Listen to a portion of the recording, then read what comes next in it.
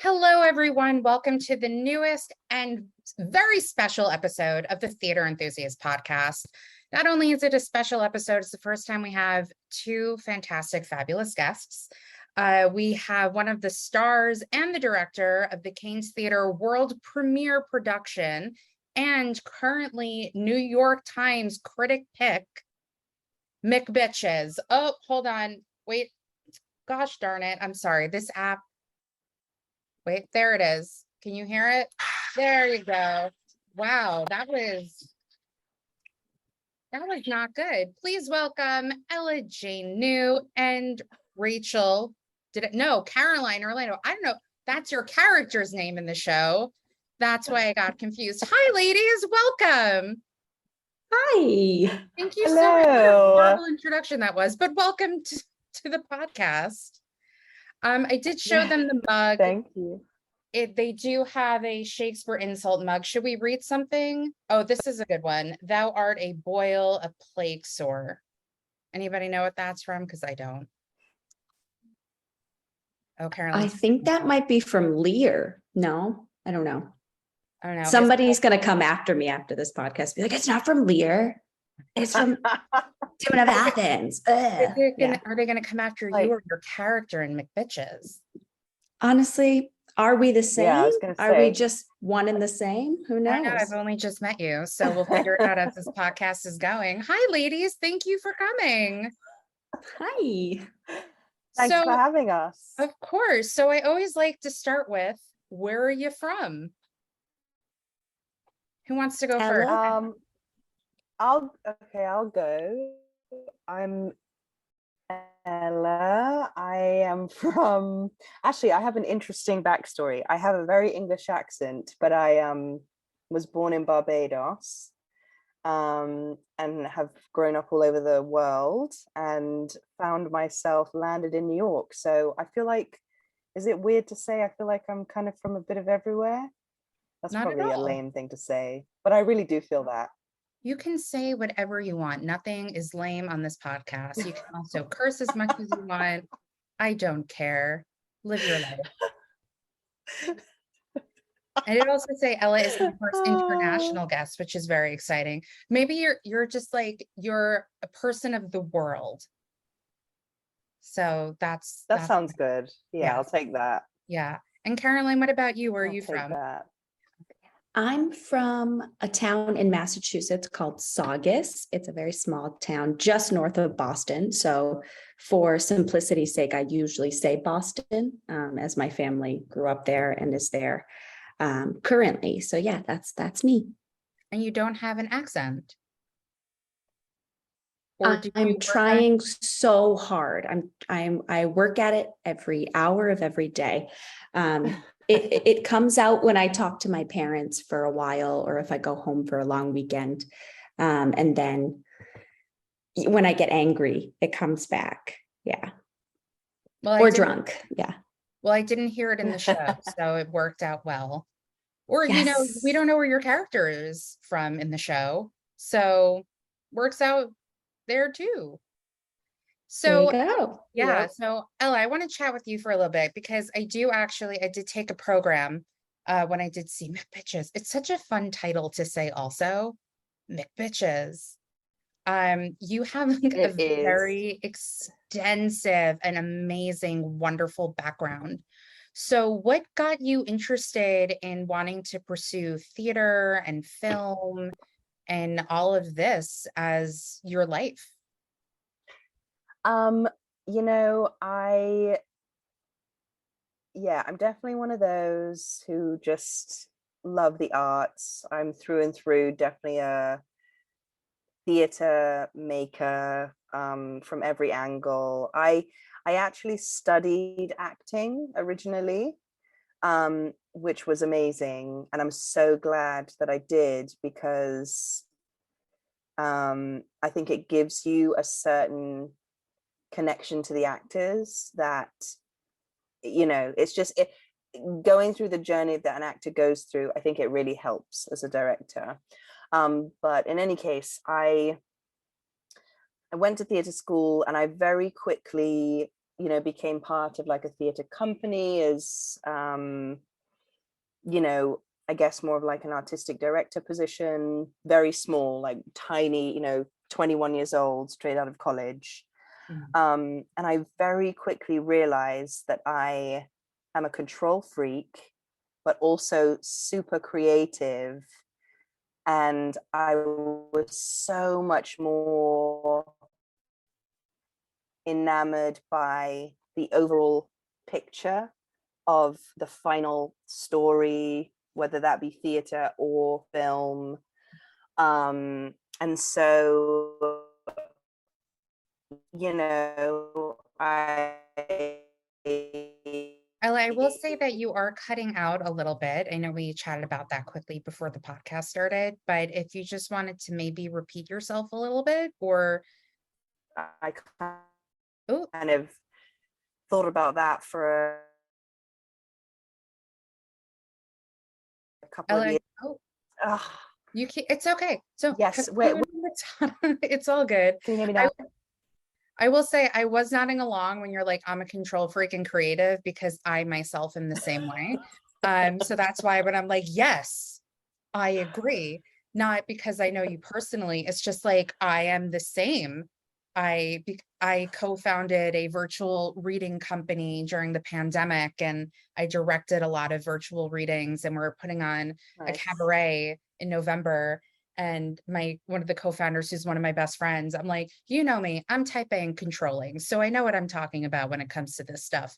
So I completely Totally. understand. And I do agree about the acting and going into directing, because I did study acting myself and I did get to direct these virtual readings, and I directed a little in college. And, you know, there is that where you've been in their shoes before, and there have been actors that have said that sometimes actors do make the best directors because they know what the actors are going through in that moment. Totally. Yeah. Yeah, for sure. Um, can you hear me now? Yes. Okay, well, we'll hope this stays like this. But Just try not yes, to make so any sudden true. movements. Just joking. But yeah, I feel as though, you know, when you're in a rehearsal room, and this is a perfect example, I think, macbitches, and you know, you have five young actresses who all are on stage pretty much the whole time. Mhm. And so it's such a unique, different journey for each individual actress. So I think just having a bit more of a intuition on what each of them might be going through definitely helps the process. Caroline, I hope that's true. Otherwise, I'm embarrassed. But yeah, I think it definitely helps. But I did go and study, you know, I went back to London. I went to Goldsmiths to do my master's in actually Goldsmiths is a very abstract kind of avant-garde university, so they never call anything by the obvious name like directing, acting, blah blah. It's always like performance making, or you know. Anyway, so I studied that, got some great training in devising, directing, writing, even some acting as well, which nowadays so many people do it all. I definitely don't do a lot of acting these days. I love directing so much. um, but yeah, so that's kind of been my journey. And then after my master's, did a complete flip and went and got interviewed for a position in more of the film world. I went for a year and worked as an assistant to the director of development at Darren Aronofsky's production company, Protozoa Pictures, which I'm sure, Alison, you know, if you love film, I'm sure you Yeah. know Well, I who that also is. read it in your bio, so there's that as well. Okay. Yeah, I do have the program Yeah. next to me just in case. I promise I do my research when I have people come onto my podcast. And I had No, one that's person good. come on once, and they're like, they made this face. They commented like, you did your research. I'm like, what am I gonna do? Just have you come on and like not know anything about you? But yes, I will say I'm very excited about his new film coming out, The Whale. I'm ready for the Yes. Brendan Fraser Renaissance, or were they calling it the Fraser-sance or something? I'm Yeah. ready for it. It's based on a play that I unfortunately did not get to see, but I know about it. And I think it's going to be wonderful because he's a very specific type of a director. And I think for a movie like Yes. that, it's going to be very, he's going to be, it's going to be good with him Yes. directing it. That's what I meant to say. And Yeah. What? nerd out. Okay. But yeah, so that's kind of the trajectory of Mm, just dipping my foot in both worlds, mm. and I love them both even though they're so different. So yeah, that's where I'm at right now. Yeah, well, so right now you're actually involved at the Kane Theater. You are, I'm trying to, because I want to make sure I get it correct. You are the director of the Kane Playwriting Lab. And Yes. can you talk a little bit about how you got involved with the Kane Theater? Yes, I I knew Christina and Kirk as friends, Mhm, and they approached me to direct a play a few years ago by an amazing playwright, mhm, Keith Huff. He's like a big TV writer, and involved in Steppenwolf, and he's like a real awesome guy. Um, and then from there, I can't, to be perfectly honest, I can't actually remember how this happened, but we collectively decided it would be really fun, to start the playwriting lab and just start to search for some amazing new plays by emerging playwrights. And it's been going for the past few years. I will say, just side note, Kirk and Christina have actually had playwriting labs before in previous mhm. years. They've been at this a very, very long time.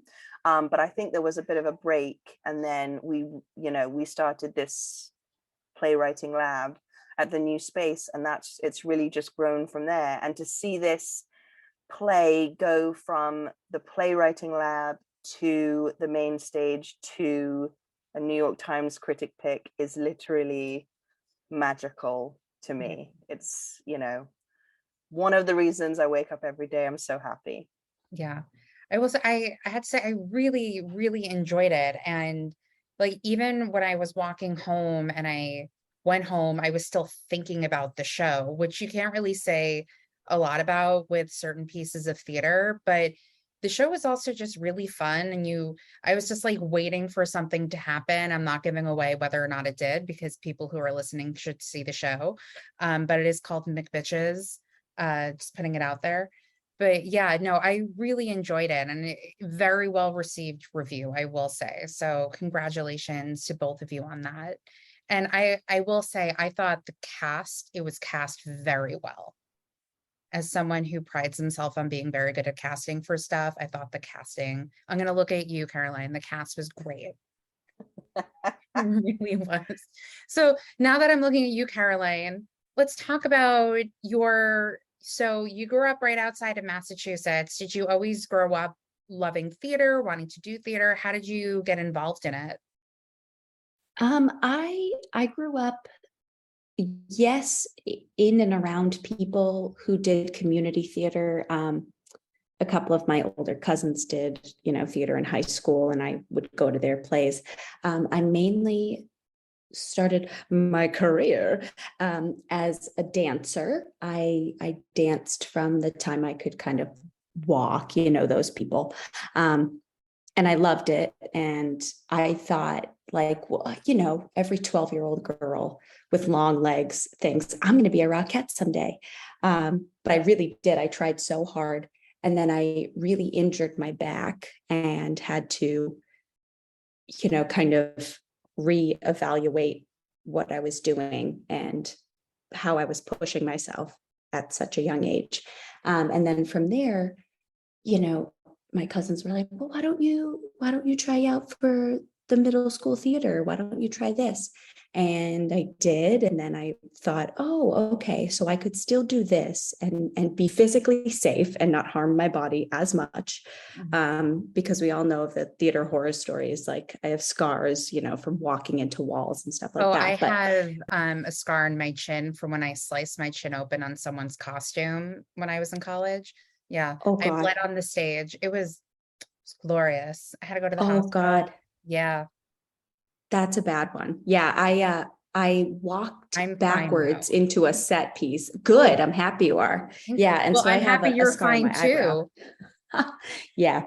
Oh yeah. But the people who know theater, it's like do or die. Of course, you'll bleed for the craft, literally. Yeah. So yeah, from there I thought in high school what I wanted to do, in college, what my major wanted to be. And, I looked at my parents and I said, I have no idea. I could go into nursing, because I could do well in that. I could go into, history because I love history. And I was like, but I really love theater, but it's not, is that practical? Is that okay? And my dad looked at me dead in the eyes and he said, you're going to school for 4 years to absorb your whole life on one thing. Pick something you love. And I said, okay. And he said, at the end of the day, you're going to get your name on a piece of paper, no matter what that piece of paper says, a degree in accounting, a degree in blah, blah, blah, blah, blah. It's the life skills that you learn. And I think that was probably the thing that pushed me to be able to, follow my dreams, I guess.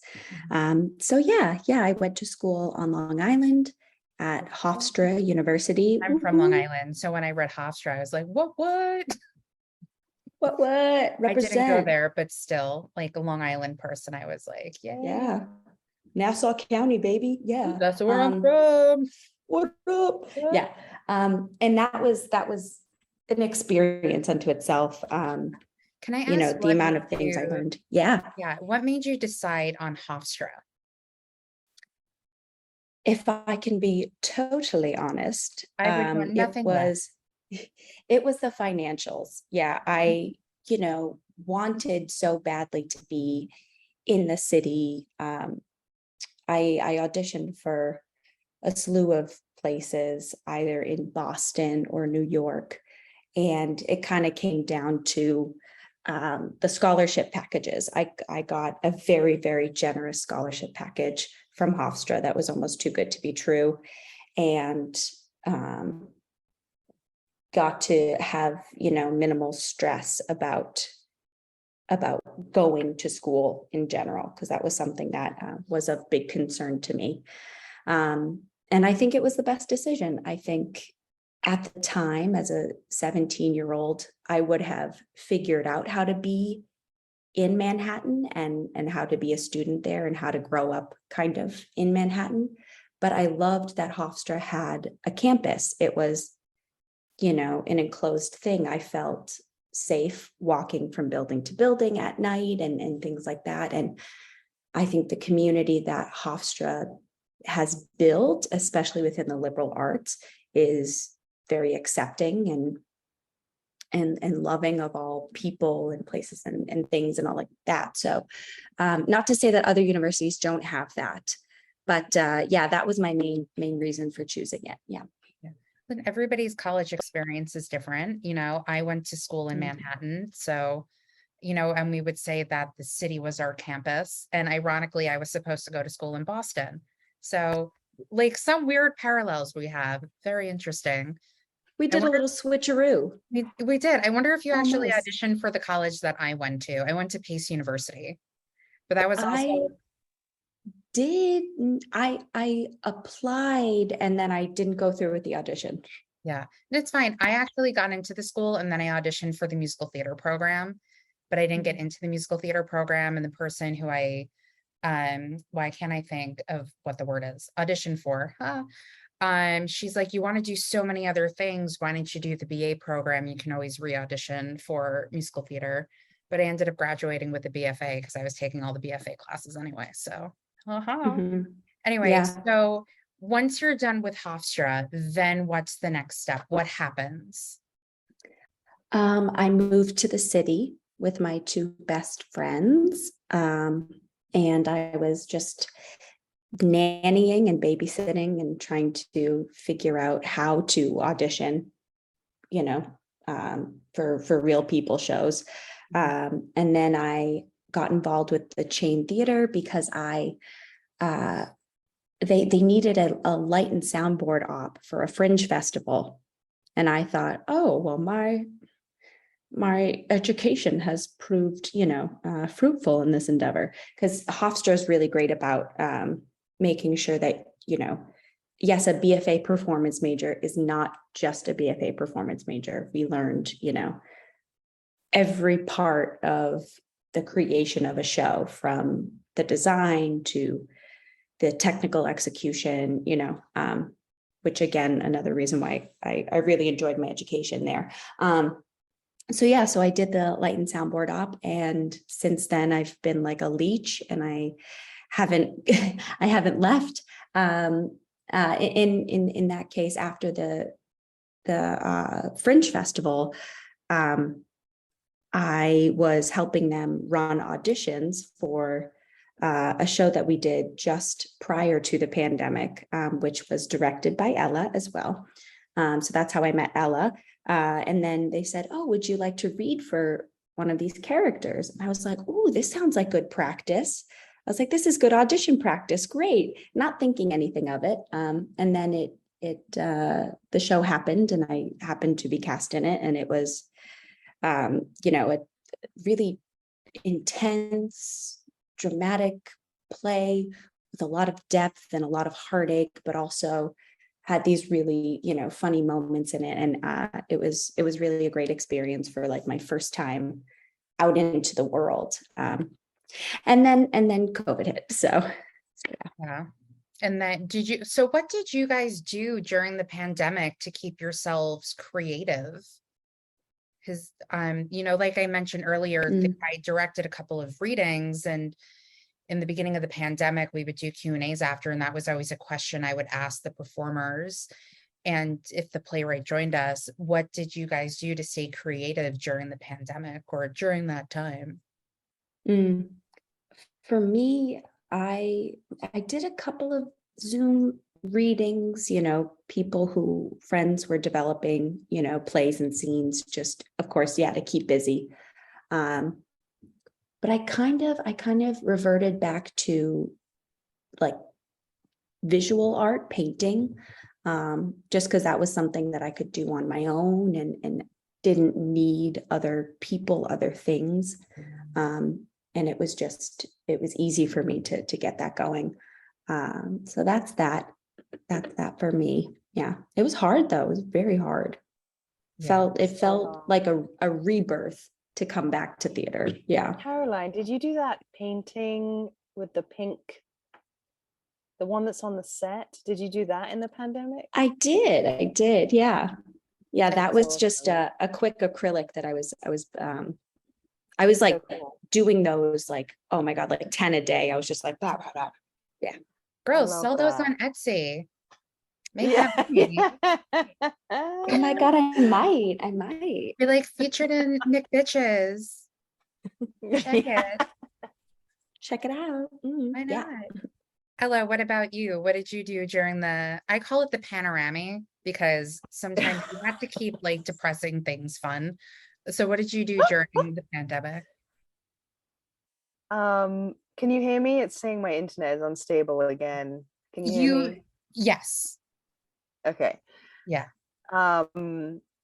Yeah, so I got so lucky. So right before the pandemic, I had been hired to direct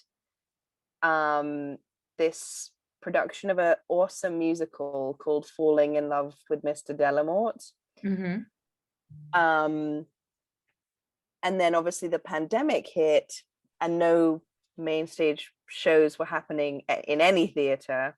So the producers decided to get super savvy, and they turned it into a radio play. And so I was working during the pandemic, amazingly getting paid to do what I love. and just work, and they managed to get this incredible cast, this like Tony winning stars in your eyes cast, You can to be name drop part of on here. this. It's fine. We do. James Monroe Okay. Iglehart was in it, correct? Yes, Yeah. yes. I And didn't know anybody else. Jackie Hoffman. Oh, Jackie gosh. Hoffman. Queen. Yeah, yeah. So that was pretty awesome. And oh gosh, who else? What's Because her I'm name? Lena Hall. Lena Hall. Yeah. She's a big one. Mhm. But honestly, the whole cast were just like Broadway musical geniuses. And so yeah, we did that, and that took up many, many months of my pandemic. So yeah, and then also did some amazing, obviously, readings of scripts with friends who are also creatives, and I drank a lot of wine. As I, you I should. second that. Yep, I I don't second know if that. I did. I mean, I would do virtual happy hours where sometimes I drank wine. I don't remember. Mhm. Mostly water. But yeah, so it was a stressful time, 1,000,000%, Yeah. but yeah, that was a great time creatively as well. Because it was supposed to be a stage production and it ended up being a radio play. Is there anywhere people can listen to this radio play, or do they hope to turn it Yes. into a stage production at some Yes. point? Yeah, that's definitely the goal, obviously. But to listen to the radio play, it's on Spotify for free. Oh, So, here we go. the whole So, cast, yeah, sorry. the whole cast album is up there. So please go listen. It's so Yeah. fun. It's so great. You can listen to this podcast on Spotify as well. So listen to the podcast first, because this is where you're going to hear about it. And then you're going to go listen to the cast recording and the radio play, or the radio Yes. play and the cast recording. Either order. What? So let's talk about Bitches. Again, great title. How did it come into your life? Tell me all of the things. How did you decide on the casting? Because again, the casting was really good. And I even said that to myself when I saw the show. And just the process and all of that of putting it up. The set was also really wonderful. Like, I honestly can't say enough wonderful things about this show. I really, really, really enjoyed it a lot. Oh, thank you. That makes Yeah. us very happy. But yeah, as we said, it was part of the playwriting lab. So it was this past year's one of the 3 plays that we developed. Sophie, the playwright, worked with the Chain's in-house dramaturg, G.D. Kimball, who is an absolute rock star and phenomenal playwright in his own right. I just want to shout that out there very loudly. And just quick side note, his play is also going up in the fall at Chain, and that also went through the lab, and it's called What Passes for Comedy. Anyways, but Bitches. Will you be directing that, starring Rachel as well? Because that would be fun. No? Okay. I'm like manifesting things for both of you. Thank you. Thank you. Thank you. No, that will be other team members at the Chain, which will be wonderful. But yeah, so macbitches, we just, Kirk and Christina, artistic director of development at the Chain, decided to throw some money behind this production, which, let's give them huge, amazing props, because Should I what get theater my has applause out? any Here, I'll yes, just yes, do the get hand your instead. applause out. This is because let's- actual hands, guys. So this way you can hear it. You can hear the applause app, but it'll cut out on the podcast, but it's fine. You heard it, and Oh, that's what's funny. important. That's Yeah. funny. But yeah, so they decided to support this play to main stage, and we decided to have a whole fresh audition process, not because the actors from the reading did not do an absolutely phenomenal job. Each and every one of them did. It's just, yeah, we just decided to do some chemistry reads and see what happened. And we ended up with the cast that you watched this weekend. And yeah, they all just, they went through a grueling audition process, and they just, the chemistry between them all was really strong, and we just knew this was it. Yeah. Was it reminiscent audition process like they talk about in the show? Or was it not as bad? It was a bit like they talk about, because we made you guys do it in groups, but not for the same reasons, purely Yeah. because we wanted to see the chemistry between the different actors, Well, that, because they're all on. yeah, well, no, that like that's in almost every audition. I had the Yeah. last person I had come on the recording, Joe Carroll, he was in the musical Bandstand, and he was talking about how they would do auditions, and he played the drums in the band in the show, and he was saying how they would like switch people out to see who plays well together. It's all about the chemistry, and that's not uncommon to have in a normal rehearsal. But yeah, the rehearsal that you talk about on the show is crazy, but that's, a part of it.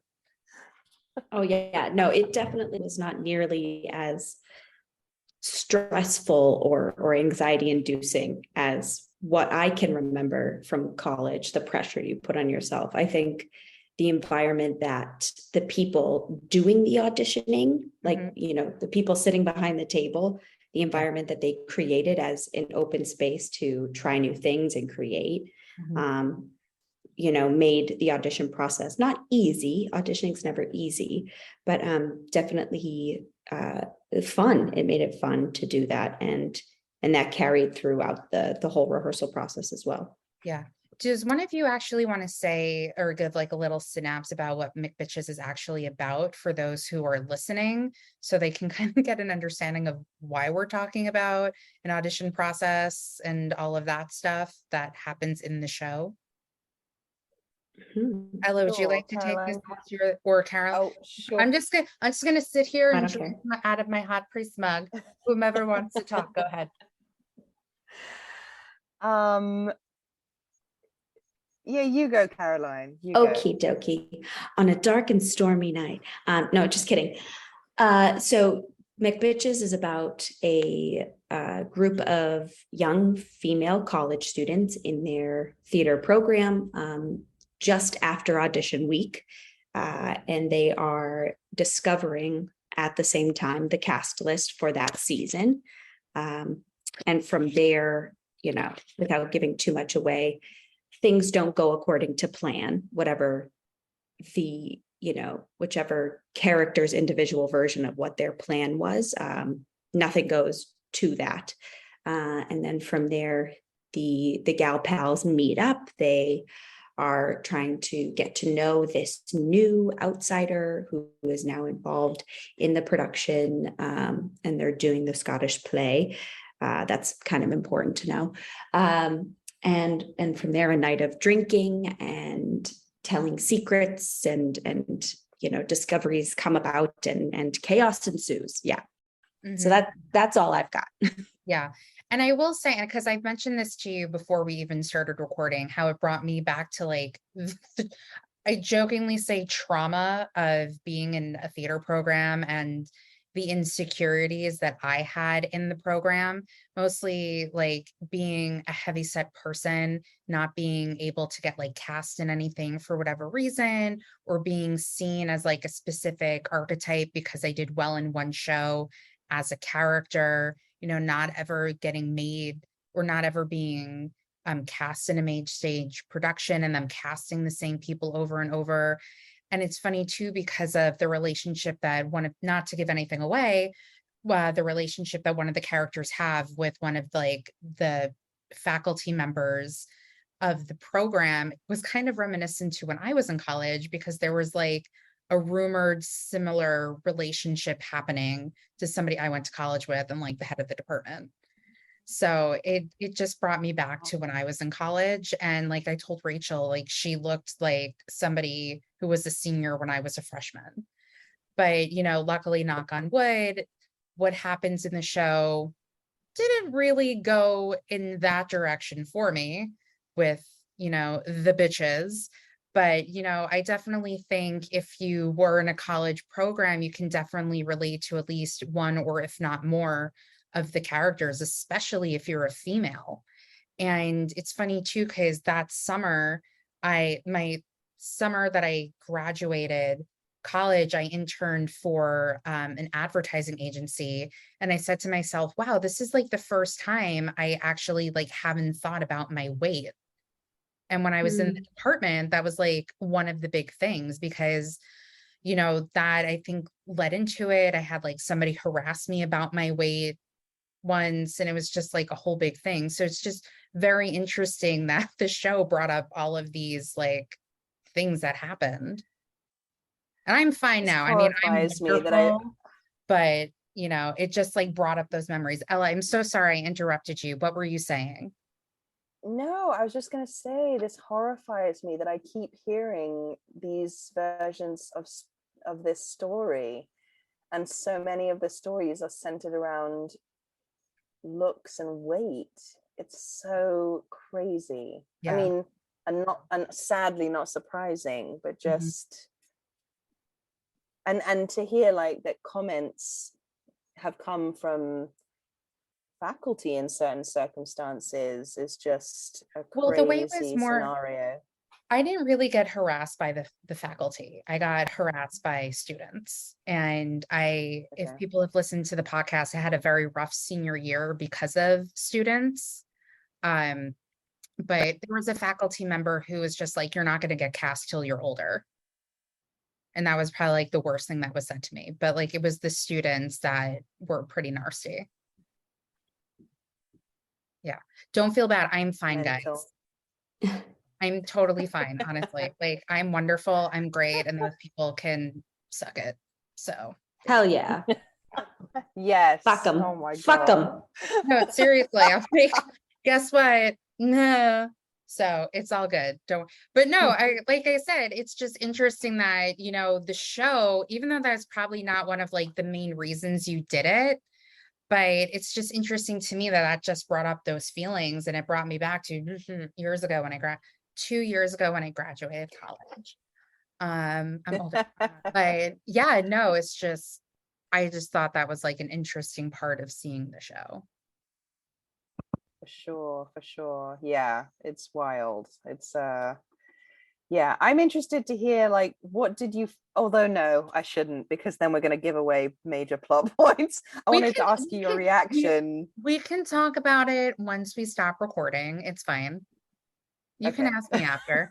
Again, because like there are so many things I wanted to ask you and mention, but I didn't want to ask them on record because I don't want to give too much away because I really want people to see the show, because again, Yes. it's Yes. fun and it's bitchy, macbitches. Sorry, I really, the title is great. It It really is is. strong title for sure. Mhm. I For like how you sure. call them the bitches, by the way. How like, oh yeah, the bitches. It was great. Just me and my bitches. Yeah. Yeah. Oh, I say that all the time. Like, I'm the friend who would be like, "What's up, bitches?" Mhm, It's mhm. it's a beautiful thing though, because off the stage I feel like they've formed such a wonderful bond in a completely opposite of bitchy way. It's so beautiful. Yeah. Yeah. You can also, I mean, like, even though it is a certain way on stage, you can, like, in a group like that, when you're doing a show like that, it is probably like a very close knit family, you know? Yeah. Yeah. I mean, Yeah. Caroline can probably speak to, because you are one of the bitches. You can probably speak more to that than anything. I'm So, proud of it. Yeah. yeah. Oh, crap. I just realized I didn't turn off my mail. And so I'm going to do that because I just saw a mail came in and I don't want a ding to happen. So there we are. An email came in. Nothing exciting. Don't worry. Movie Pass is relaunching, apparently. Oh, Breaking news. thank God. Oh, Thank right. fucking God. Yeah. Because Oh, movies, let's see them. They're so expensive now. I can't even deal. I yeah. told my friend, It's yeah, go ahead. yeah. Movie Pass. I feel like Movie Pass helps, but it doesn't. It's still expensive. But that's my own. Yeah. You have to That's my pay own this. take. That's why I don't even have like that AMC Steps card. It's like pay $20 a month to see like as many movies as you want. Like there's not enough movies out that I want to see. Yeah. I rather go to a movie I feel like like before three. before it was Yeah. worth it. Yeah. Yeah. Yeah. Yeah. Before the pandemic. And now everything's like out for a week and then it's like on demand a week later, but it's still in the movie theater. But Mhm. sometimes, depending on the Mhm. time of day you go, it's cheaper to go to the movie than it is to rent it off demand. I say this solely based Yeah. on me going to see the movie Mrs. Harris Goes to Paris like a week ago. Was it good? Oh, it was so delightful. I loved it. Okay, then I'll see it. Yeah. I I've been also like, Oh my God, debating. I'm embarrassed. I don't even know what this is. Who's it's in okay. it? I mostly went because of the hot guy from Emily in Paris was in it. I will fully Mhm, admit that. Lucas Bravo. He's why I went to see it. No shame. mhm. Like why not? He was one. The whole movie was just really delightful. So I recommend it. It's cute. Oh, Yeah. But don't, I that's think it's awesome. based on a book. Don't worry, Ella. You can IMDb when we're done and you'll be like, oh, great. Leslie Manville's in it. Isabelle Huppert. Look at me like name dropping like I know things. I kind of do. So Caroline, can just really quickly, because we are a little bit short on time now. What was the process like for you to get into McBitches? How did you hear about it? How did the audition go for you and all of that? So yeah, I heard about it when it was going through the playwriting lab. And funny enough, I was asked to read in it and I couldn't because I was in Paris on a work trip. So Oh, so excuse I us. know. Paris for a work Pardon. trip. Pardon. Pardon. Pardon-moi. Yeah. So I was bummed, but I got to read the script on my own time and just like totally related, totally like was engrossed by the whole scenario and felt very much akin to a lot of the characters and moments. So when it came time that they were going to put it up on the main stage, I was like, heck yeah. Let me sneak my way on into those auditions and see what I can do. And yeah, I just am feeling so lucky that I'm able to um, take on a character like this. This is not something I am, I guess, used to doing, used to being. I don't like being mean. But Rachel as a character is so much more than just bitchy. She has so many layers, and we talked about it in the rehearsal process, all these masks that she wears and when she wears them and how she wears them and when does she switch and how quickly, like, is she, her whole dynamic of a person is built upon layers and layers of identities that she's crafted for herself. So it's been really interesting to discover those and figure out, like, pinpoint exact lines in which she is wearing one mask and then in the next sentence she is wearing something totally else when she's talking to someone else. So that was something that we talked a lot about in the rehearsal process. Funny enough, I had COVID the first week of rehearsals.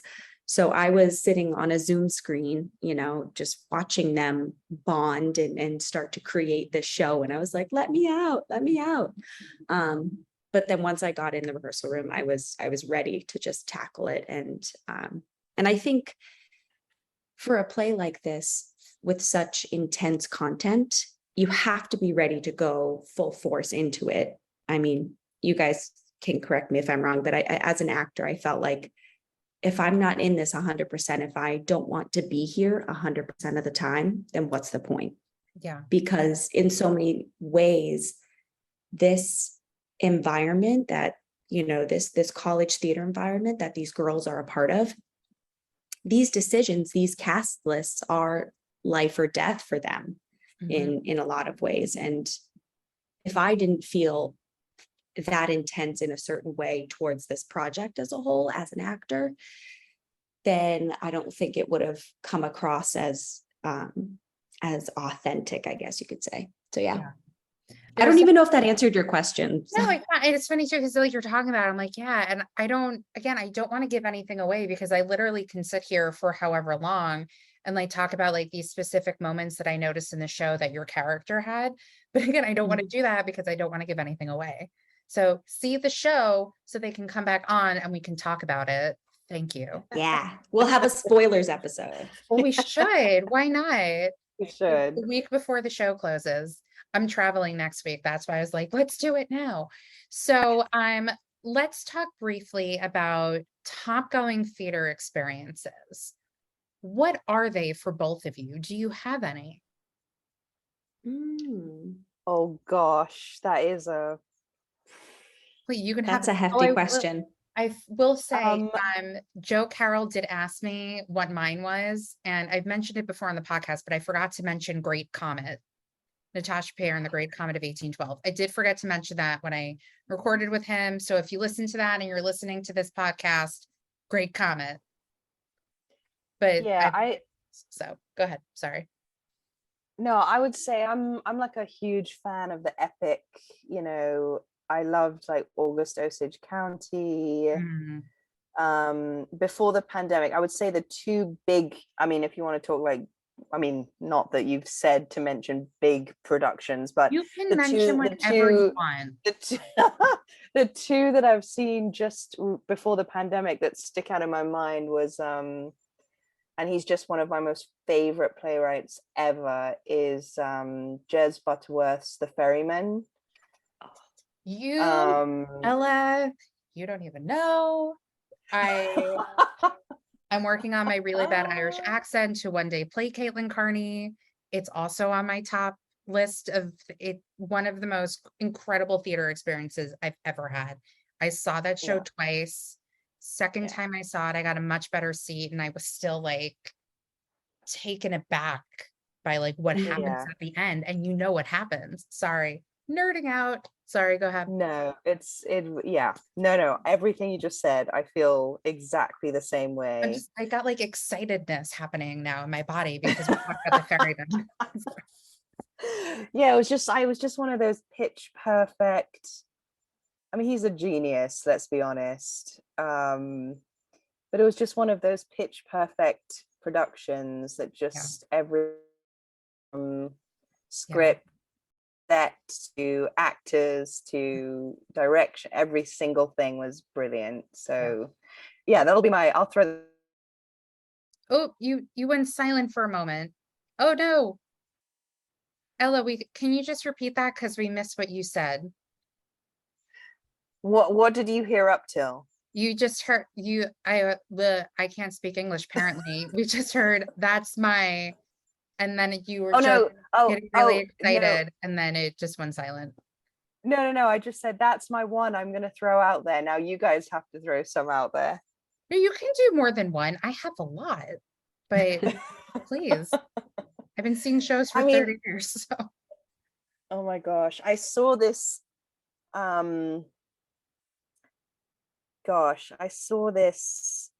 actually I'm not going to talk about it because off the top of my head now I'm embarrassed to say I can't even remember what it was called. Do you remember who was in? No, it was a one-woman show downtown at Soho Playhouse, and she a Black actress did monologues where she played the kind of, she and some team members she'd gone down with had conducted interviews with sort of these very racist people about their reaction to crime, like police against you know particularly young Black males, and she'd reenacted monologues playing these racists, and it was like one of the most mind-blowing things. And there was no crazy set, it was just like her and a chair, and she just switched in and out of these characters. Tremendously embarrassed to say I can't remember the title of the play, but I'm going to find it and I'm going to email it to you so you can post it. Perfect. I'll be like, and this.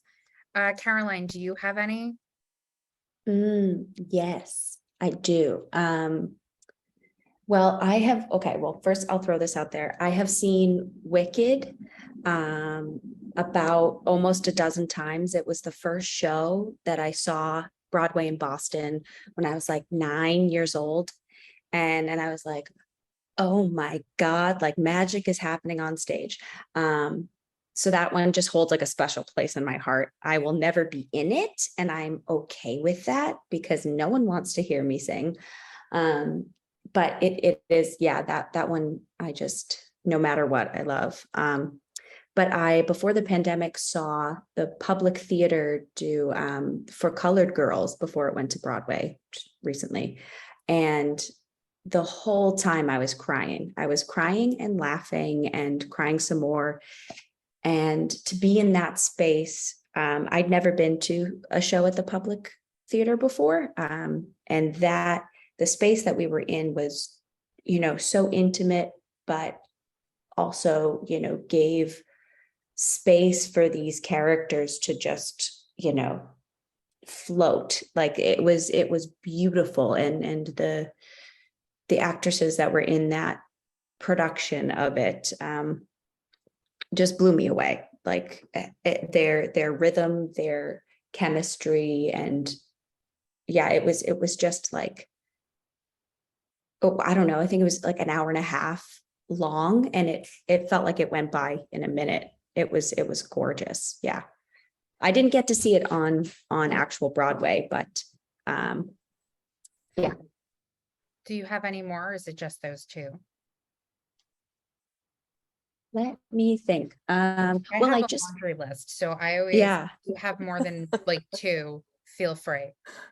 I am a bad theater nerd. I love reading theater, and I don't see it. I don't see new things.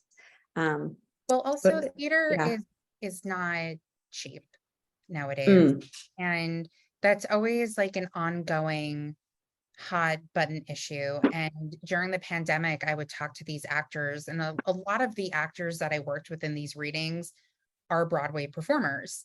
And, I would say to them, I'm very curious to see what ticket pricing is going to be like once Broadway comes back.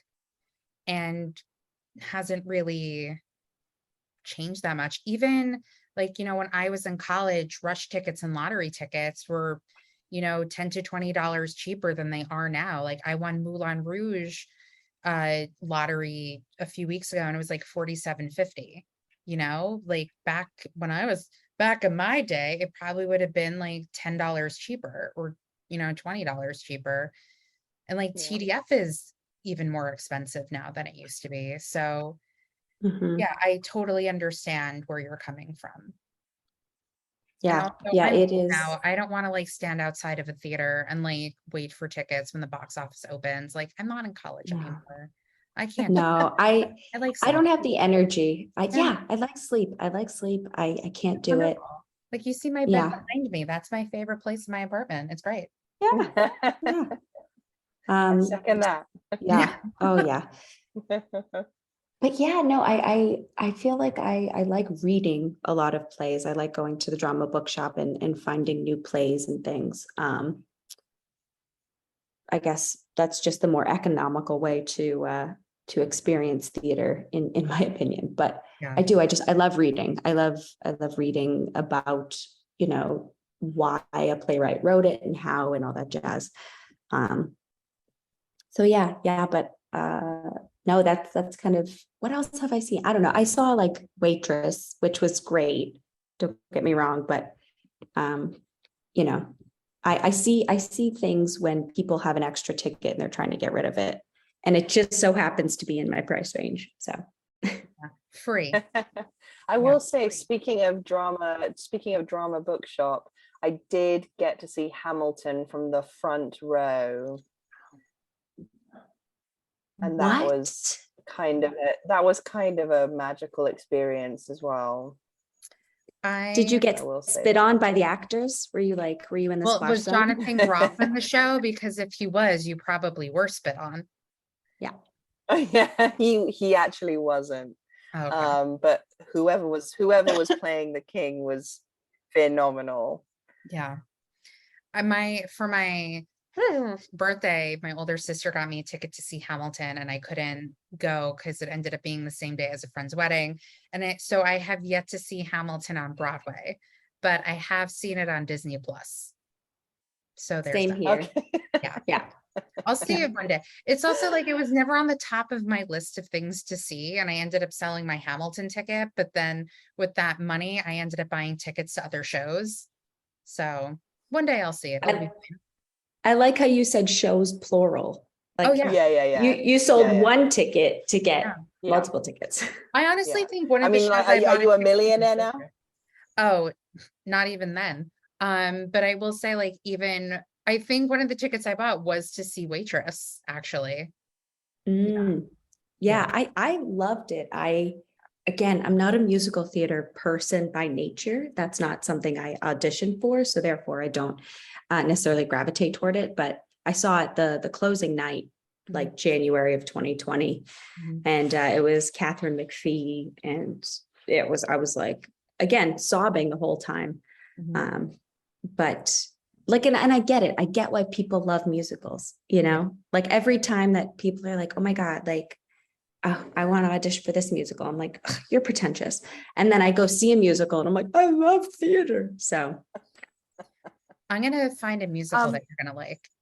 Ella, do you need to? I do. Yes. I must jump off, life things, babies and such. Yes. Well, thank you, Um, Carolyn. You can stay on because I want to ask about the roles you want to play in the Inside the Actor Studio question. Unless you want to do the sure. questions really quickly, so Ella, you can get your answers in. oh, sure. I'll Okay, speak cool. so fast. Great. I'll ask really quickly. Inside the Actor Studio questions. First question for both of you. What is your favorite word?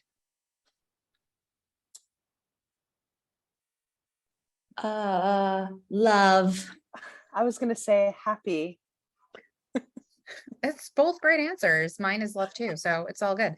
What is your least favorite word? Oh my God.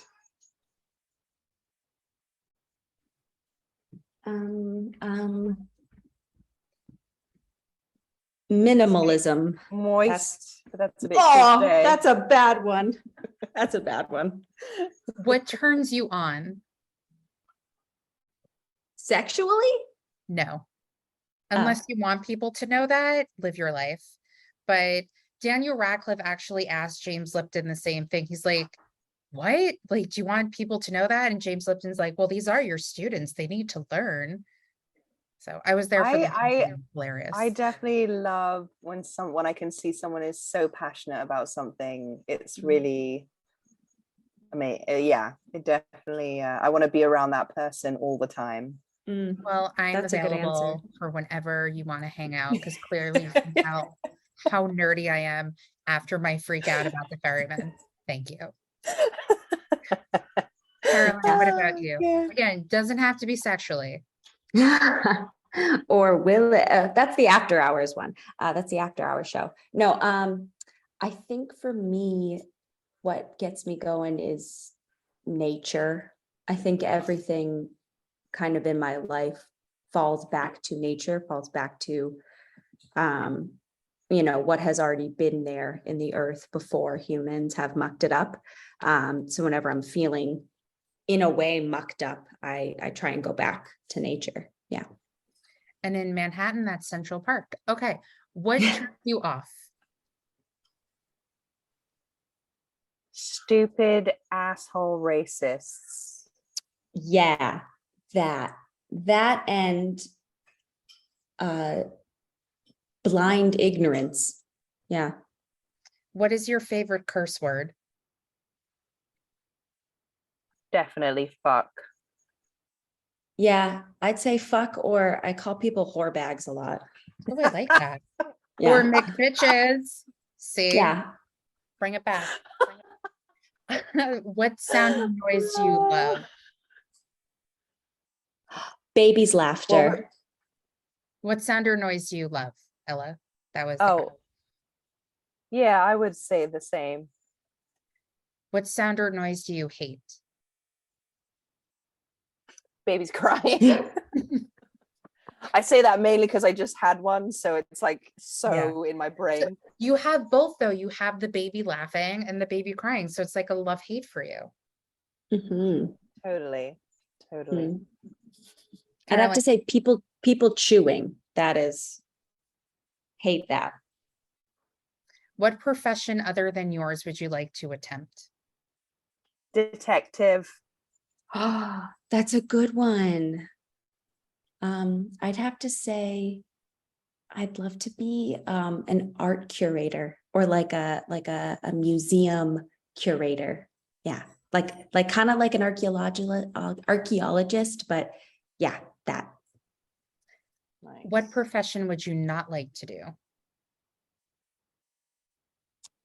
A person that works in the morgue. Oh, yeah, mortician, that's a bad one. I'd have to say a police officer. Yeah. And finally, if heaven exists, what would you like to hear God say when you arrive at the pearly gates?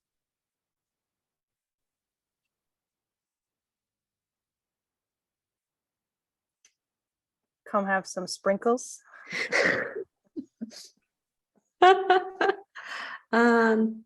Welcome back, whore bag. As James Lipton would say, here are your students.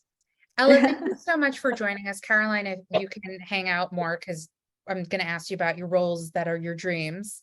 For sure. Yeah, but Ella, thank you so much for coming on. It was such a pleasure chatting with you and talking about You too. Yes, just can you tell me real quick, like, what's the best way to listen to this again, to listen to this podcast? So I don't edit this podcast at all. So everything we talked about and everything is on air. So you can find it on Apple Podcasts as well as Spotify. We are recording on a certain day, but it's going to be released at the end of the week. So it'll go up on Cool. Friday. Perfect. Sounds good. And So I will good to meet you, You Alison. too. I will give Katie all that information as well, so you guys know, and I'm gonna post about it on my social media and tag you guys. So if you wanted to repost as well, you're more than welcome to. Definitely will. Definitely Yes. will. All right, my dears. Have a good one. You too. Thank you so much for being a part of this. Bye. Yes. Talk soon. Bye. See you tomorrow. Yeah. And then there were two. Oh, thank God she's gone. I'm kidding. Oh, Just right. kidding. I'm just joking. Oh, She's geez. delightful. I love a British accent. Isn't she just like sunshine incarnate? She is just amazing. I noticed that you guys call her mom. Yeah. Yeah. Yeah. I started calling her mom back when we did the first show before the pandemic. Because I played a little sister, and of course I was brand new out the gate of college, so I didn't know what to do. And she really, I mean, as they say, took me under her wing. No, she was just a positive reinforcement that let me know I'm on the right track, and I'm doing what I'm supposed to be doing. Yeah. Yeah. So positive, very different from what your character goes through. Yes. They bring it all back to macbitches. I Macbitches, like it. Yes. macbitches, whatever. So it's not whatever, but tomato, I guess, right? What Yeah. dream roles, if any, do you have? Ooh, I think my brain is so centered around Shakespeare right now because of this show. So I'd love to be Lady M at some point in my life. I don't know if that it's a now thing. That might be, Did you say Lady Anne? I'm sorry.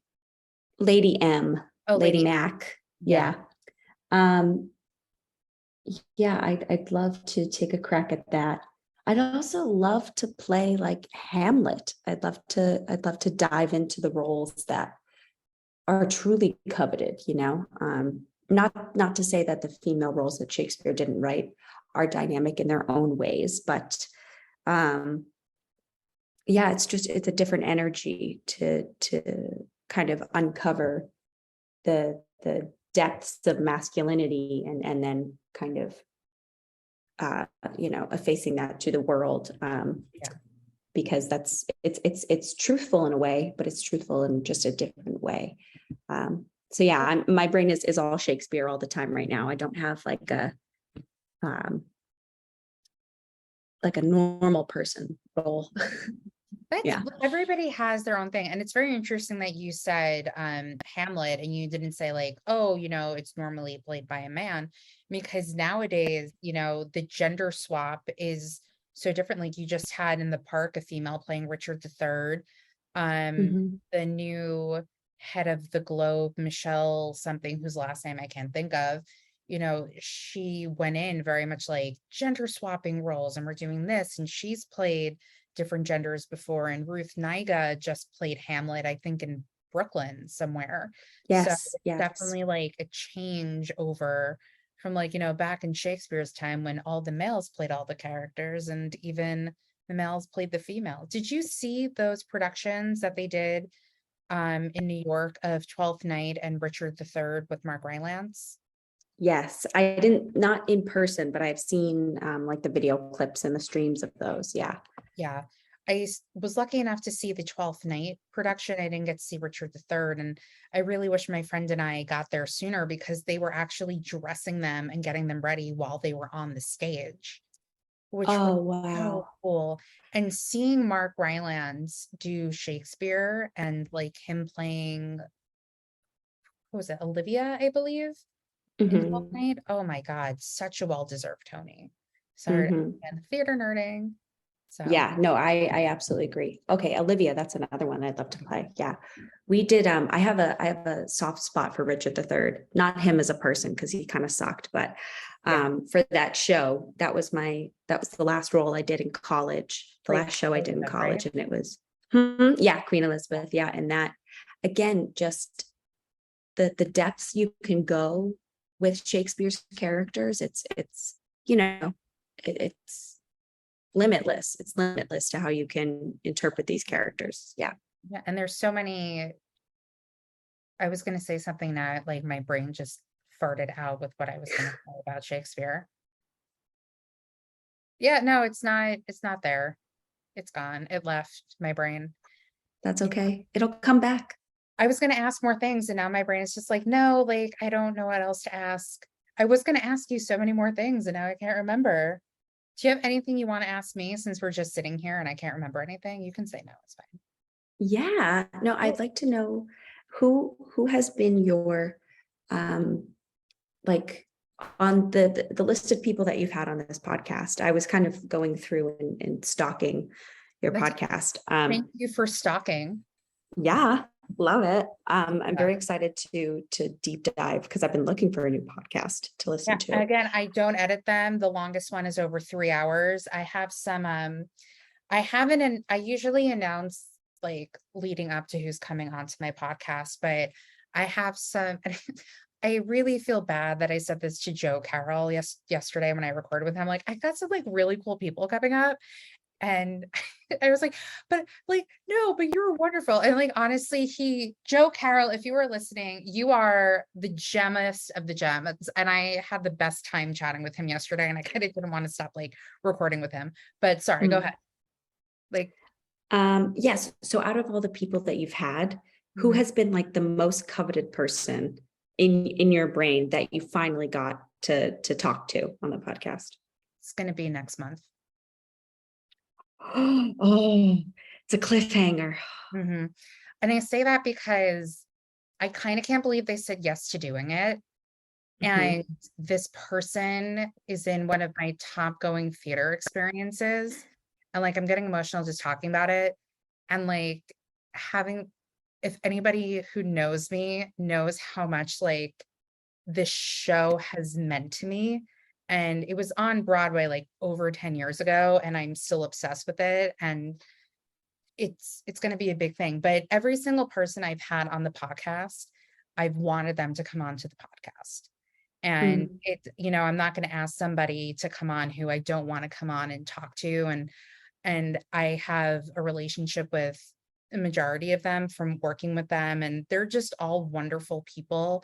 And I love talking to each and every one of them that I've had on, because they all have interesting stories and also different anecdotes about everything. And I also like listening to people's lives and what they've gone through to get to where they are and where they want to go, and what they've gone through to get to where they are, and what advice they have, and even their like inside the actor studio question answers I think are pretty cool. But is there Mhm. anybody that you've seen who has come onto the podcast that you're excited to listen to?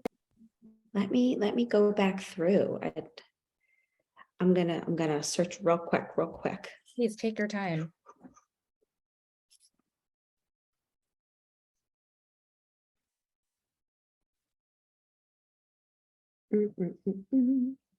Where is it? God. I mean, I'm very excited for Joe Carroll, I will say. Yeah, Um, that I just came I out today. do He's I do know Bandstand, not out of all the musicals that I don't know, I know Mhm. that one. And I like that one a lot. It's just, Mhm. it's the music is just gorgeous.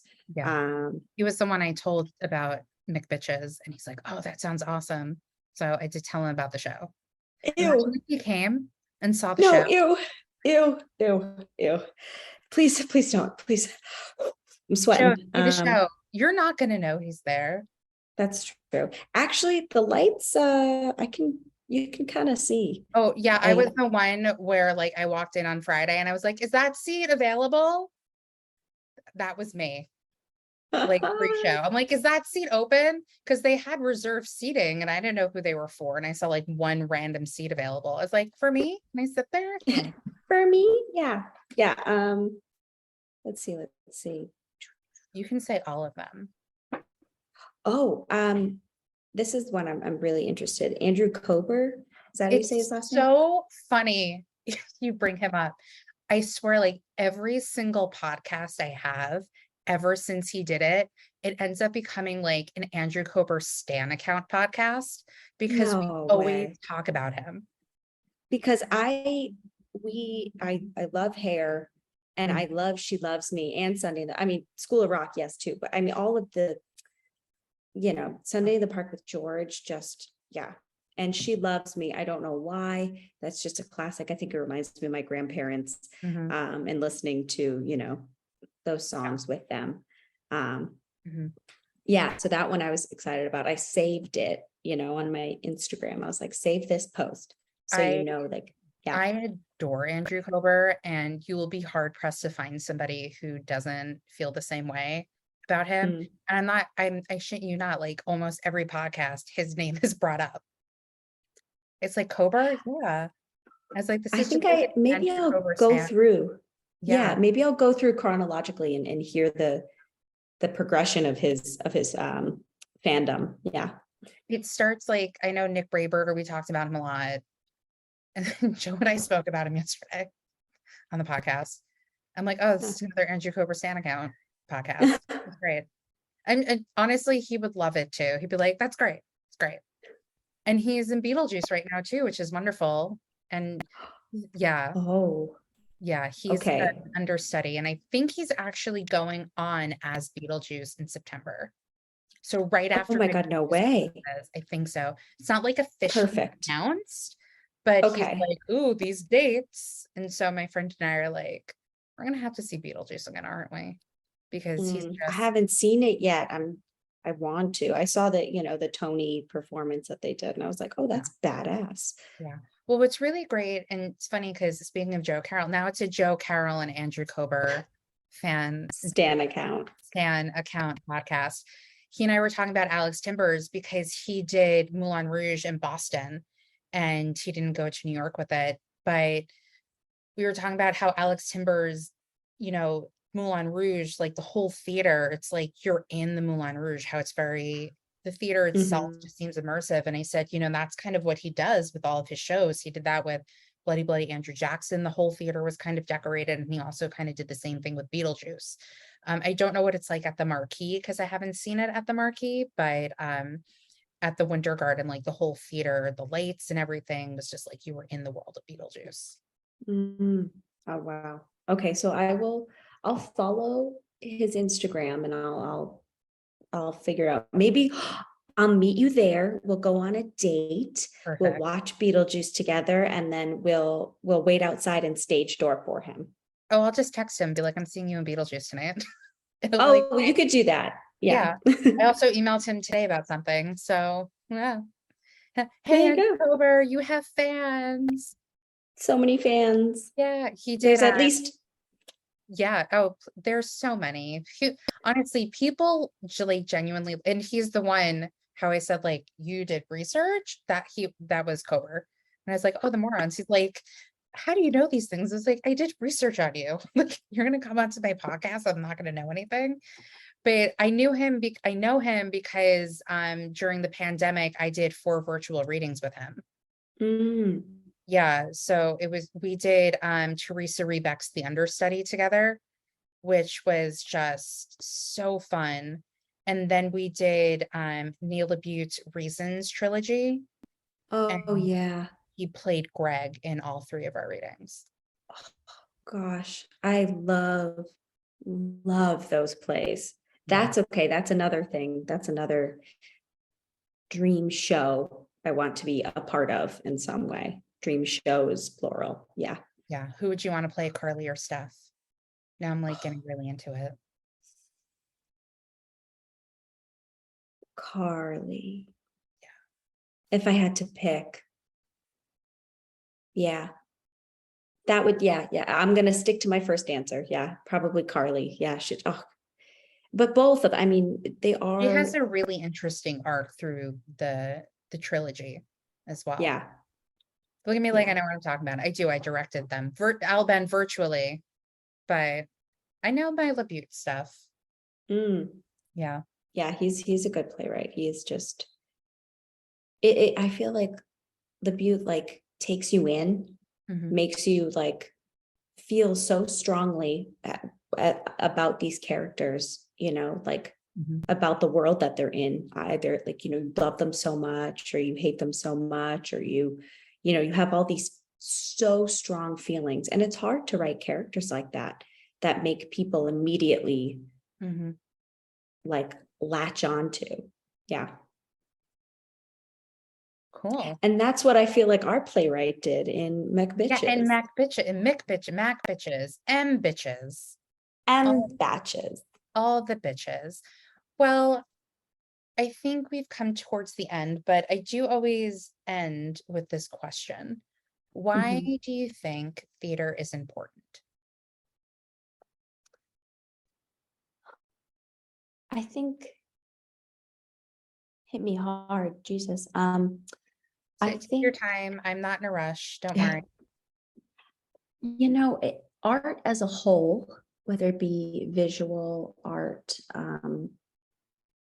or theater, film, it makes people human without sounding like a douchebag. My answer is going to be a little douchey, but it makes people human. It reminds us that we are imperfect and that we all can feel big emotions, and that's okay, and nobody needs to try so hard to be something that they're not. I think theater specifically is so important because it is the rawest version of that. You see something, you see it once, and you're never going to see it exactly like that ever again. So the emotions that you felt from those actors on stage, from the way that the light shone in from the window on set, the way that the set is painted makes you feel a certain way. And then the next night it's going to be different. And I think the uniqueness and the rawness of theater is what makes it so important to the human experience as a whole. Yeah. Well, that's wonderful. Well, we're just going to end the recording there, and you can stay on after I'm done recording, but thank you so much for coming on. McBitches is at the Chain Theater. I kept calling it Cane the entire time, so bad on me. The Chain Theater on West 36th Street between 8th and 9th Avenue on the 4th floor. I remember it specifically. playing now until September 10th. It is a New York Times critic pick. Very well deserved. Go see it. You'll have a really great time. Caroline, thank you so much for coming on. Thank you for having me and for having Ella. We Of really course. And appreciate it. Ella, if you are listening, thank you for coming on as well. I like how I'm just like looking at the mic like it's her. Thank you. Thanks all. Bye. Oh, what am I doing? I'm like hitting end meeting. I meant to stop record. Okay, and we're done.